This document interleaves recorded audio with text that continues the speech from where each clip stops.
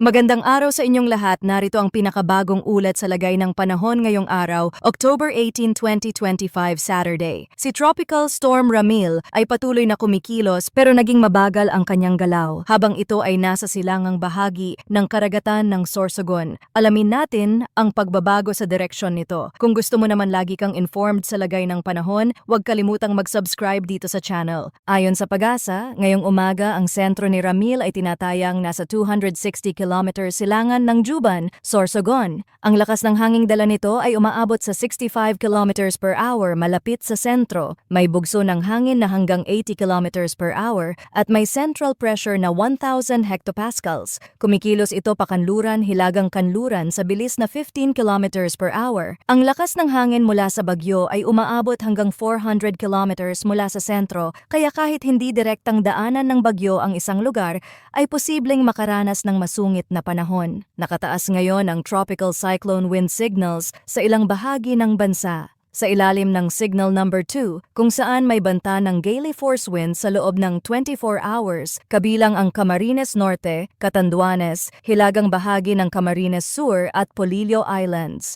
Sa ganitong antas ng babala, posibleng maranasan ang lakas ng hangin na nasa pagitan ng 62 hanggang 88 kilometers per hour. Nakataas din ang signal number 1 sa mas malawak na bahagi ng bansa, kung saan may banta ng malalakas na hangin sa loob ng 36 hours. Saklaw nito ang Cagayan kabilang ang Babuyan Islands, Isabela, Quirino, Nueva Vizcaya, Apayao, Abra, Kalinga, Mountain Province, Ifugao, Benguet, Ilocos Norte, Ilocos Sur, La Union, Pangasinan, Aurora, Nueva Ecija, silangang bahagi ng Bulacan, silangang bahagi ng Tarlac, hilagang at silangang bahagi ng Quezon, natitirang bahagi ng Camarines Sur, Albay, Sorsogon, Boreas Island, Ticao Island, Northern Samar, hilagang bahagi ng Eastern Samar at hilagang bahagi ng Samar. Sa ilalim ng signal number 1, ang hangin ay nasa pagitan ng 39 hanggang 61 kilometers per hour. Kahit hindi kasing lakas ng signal number 2,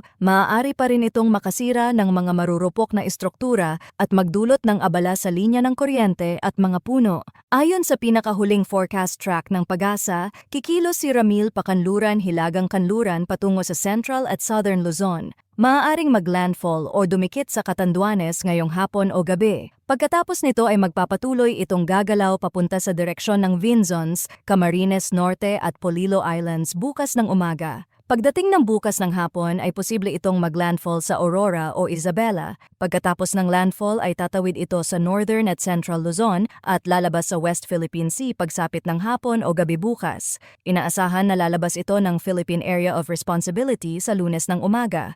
Mahalaga ring tandaan na posibleng magbago pa ang direksyon ng bagyo. Kapag ito ay kumilos pahilaga, maaaring maapektuhan ng husto ang Cagayan Valley at mga karatig nitong lugar. Kapag bumaba naman ang direksyon nito, mas lalapit ito sa bahagi ng Central Luzon. Posible ring lumakas pa ito habang nasa dagat at maging isang severe tropical storm bago maglandfall. Kapag nasa kalupaan na ito, maaari itong manatili sa kasalukuyang lakas o bahagyang humina. Kapag nakalabas na ito sa West Philippine Sea, posibleng muling lumakas bago tuluyang lumabas ng bansa. Patuloy na tumutok sa mga susunod na weather advisories dito sa ating channel para sa pinakabagong update tungkol kay Bagyong Ramil. Huwag maging kampante at siguraduhin ang kaligtasan ng inyong pamilya habang papalapit ang bagyo.